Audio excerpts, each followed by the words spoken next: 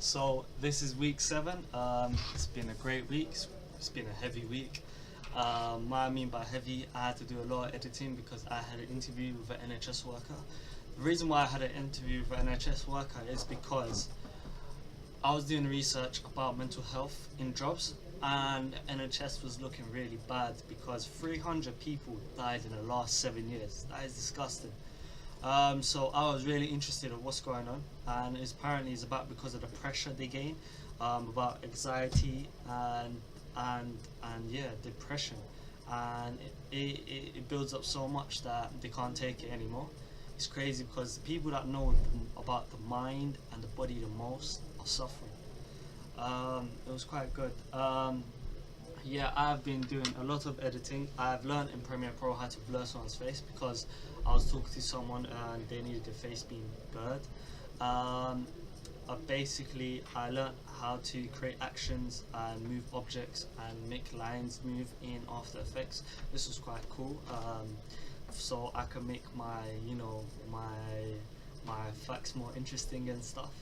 I learned about you have to record once when you record an interview. Make sure they see the questions first, just to make them comfortable of what they're going to be asked about, so they don't start anything. Also, make them comfortable. Be their friend. Talk about what's going on and stuff. Tell them, are you okay? Is the lighting okay? Obviously, make sure the lighting's there. Also, pre-record your lighting and sound.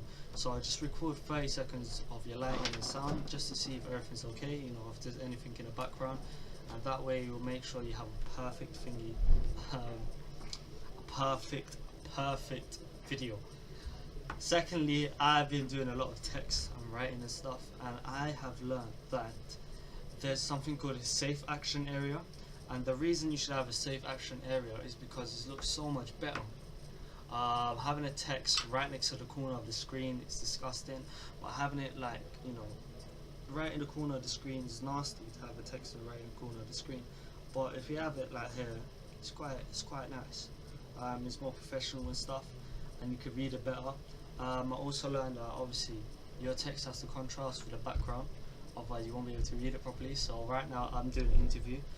In the background, my text will be red, bright red, so you can see it properly.